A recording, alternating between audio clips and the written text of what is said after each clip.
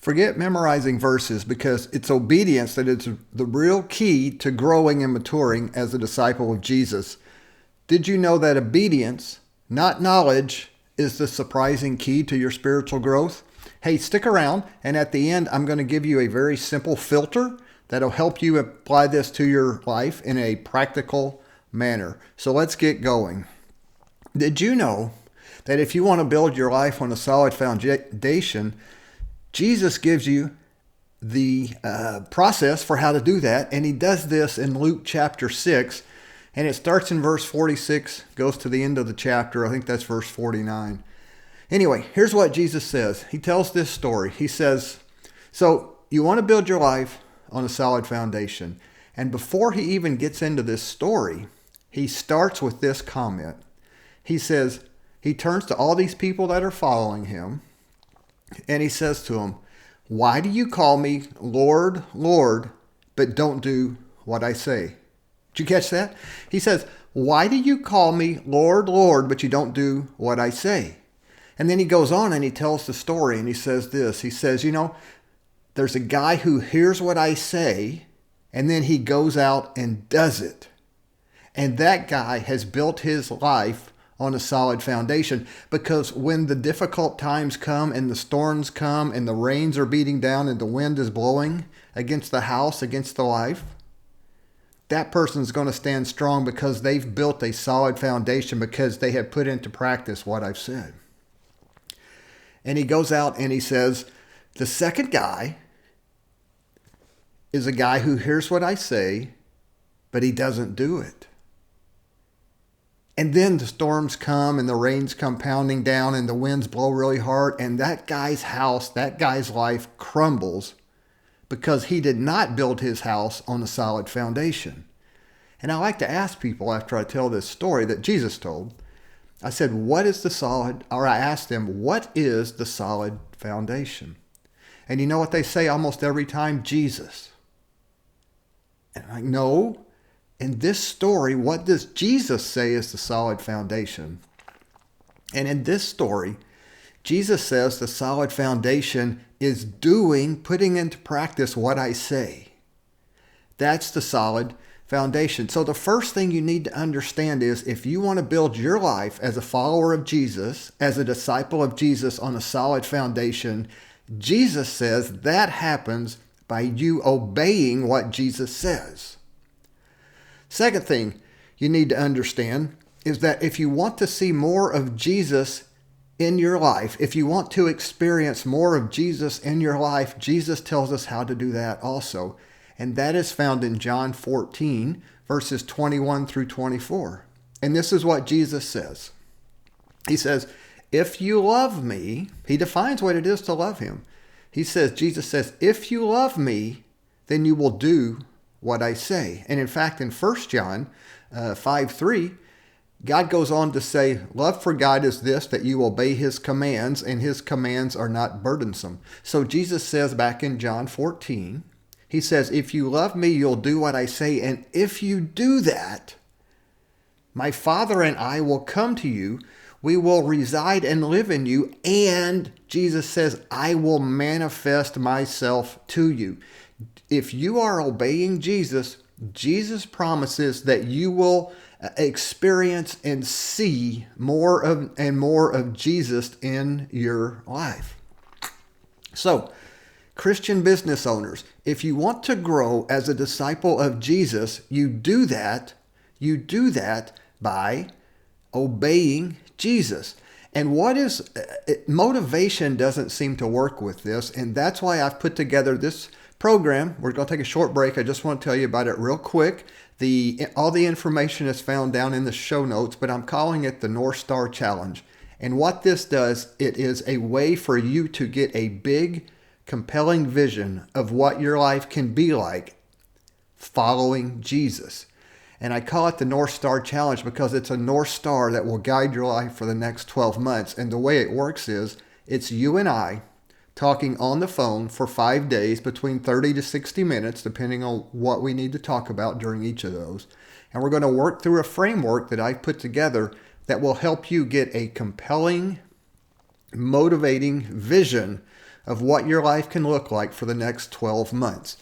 So this way you have a way to, I call it the North Star, with which to guide your life for the next 12 months. All the info is down in the show notes. I hope to see you there. Go down, do what it says.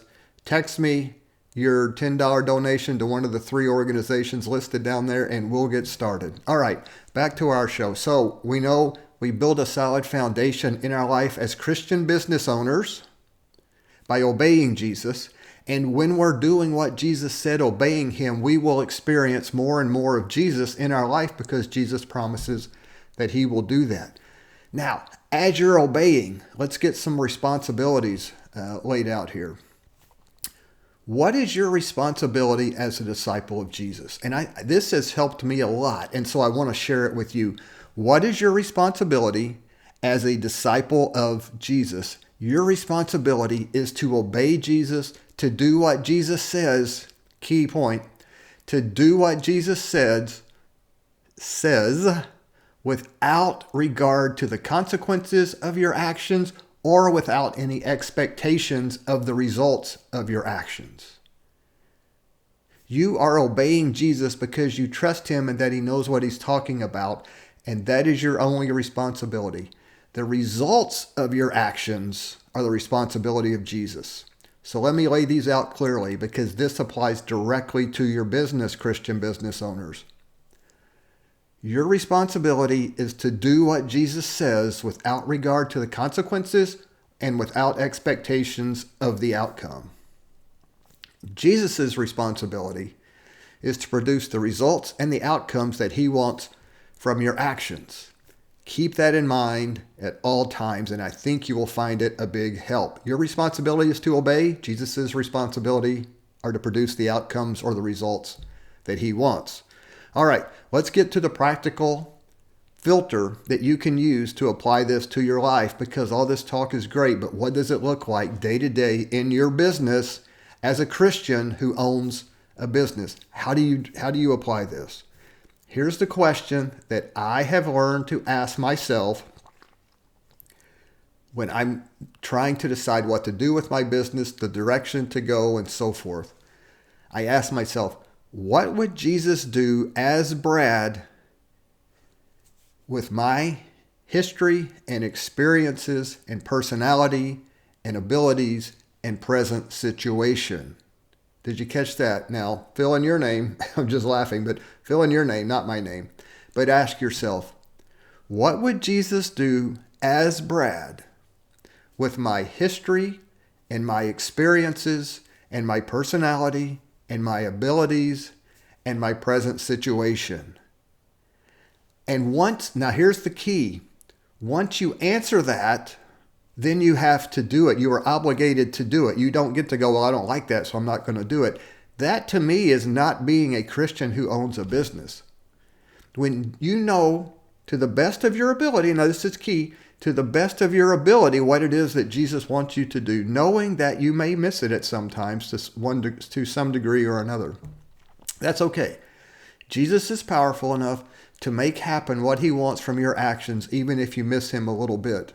But what he's not going to do is sit around and let you do whatever you want to do, however you want to do it, ignoring him, and then produce the results that he wants. When you're doing what you want to do in your business, the way you want to do it, to achieve the goals that you want to achieve, it's all on you, man.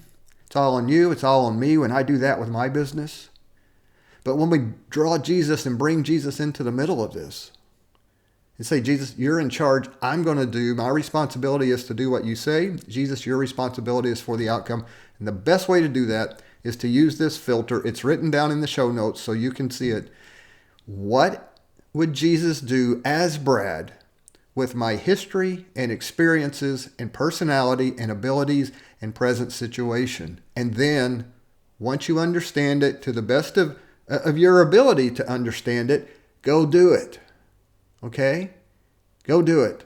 Hey, if you like this, you don't even have to like it, but if you found this thought-provoking, if you found this challenging, if you found this exposing you to something that you haven't considered before, how about liking the video?